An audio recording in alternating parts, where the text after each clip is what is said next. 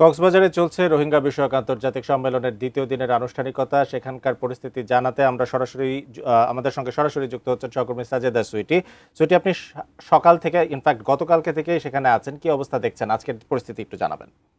নিজে photo session করেন সব অতিথিদের সাথে, তারপরে তিনি চলে গেছেন। এরপর দফায় দফায় 5টি অধিবেশন এখানে চলছে একটার পর একটা, এবং সব জায়গায় একই কথা বলা হচ্ছে যে সমস্যার সমাধান হিসেবে প্রত্যাবাসনটাকে তারা একমাত্র সমাধান দেখছেন, কিন্তু সেই প্রত্যাবাসনের ব্যাপারে যে উদ্যোগগুলো নিতে হবে, কিভাবে নিতে হবে, সেই রোডম্যাপটা কিভাবে ঠিক করা যায়, সেই আলোচনাগুলো এখানে তুলে ধরা হচ্ছে। একদম সব সেশন শেষে ডক্টর খলিলুর রহমান তিনি একটি সারমর্ম দেবেন যে এই সেশনগুলো মিলিয়ে বা পুরো সম্মেলন মিলিয়ে কি পাওয়া গেল বা কি হিসেব নিকেশ মিলল।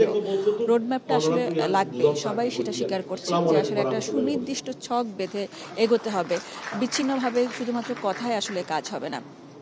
এখানে বিভিন্ন সেশনে বিভিন্ন টপিক ধরা হয়েছে, কোনোটাতে প্রত্যাবাসনকে গুরুত্ব দেওয়া হয়েছে, কোনোটাতে কনফিডেন্স বিল্ডিংয়ের ব্যাপারটাতে গুরুত্ব দেওয়া হয়েছে, তহবিলের ব্যাপারটাতে জোর দেওয়া হয়েছে।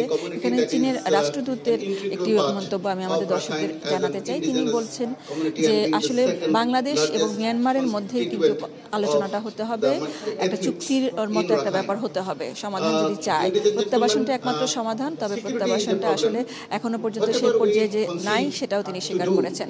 এখানে আরাকান আর্মি যে অস্ত্রগুলো পাচ্ছে সেই ব্যাপারে এখানে অন্যান্য আলোচকরা তারা খুবই আপত্তি করেছেন যে অস্ত্র তো যদি অস্ত্রটা তাদের প্রতি সরবরাহ না হয় তাহলে সমাধান করতে অনেকখানি হয়ে যায়। তারা চীনের প্রতি আহ্বান জানিয়েছেন যেন চীন তাদেরকে অস্ত্র সরবরাহ না করে, এবং এই সমস্যাগুলোর সমাধানে চীনের যে একটা বড় ভূমিকা রয়েছে, তাদের চাওয়া পাওয়ার উপর অনেক কিছু যে নির্ভর করছে, তাদের আন্তরিকতার উপর অনেক কিছু নির্ভর করছে, সে ব্যাপারটা আলোচকরা বারবার করে তুলে ধরেছেন রাষ্ট্রদূতের সামনে।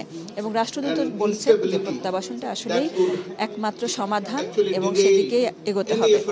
এখানে যারা আছেন আলোচকরা প্রত্যেকেই দেখা গেছে যে রোহিঙ্গা প্রতিনিধি আছে, তাদের সাথে অনেকেই আমরা দেখেছি যে কথা বলছেন। রোহিঙ্গা প্রতিনিধিরা বারবার করেই বলছেন যে তাদের আসলে নিজের দেশেই ফেরত যেতে হবে, তারা সেটাই চান এবং সে কারণে তারা নিরাপত্তাটা চান।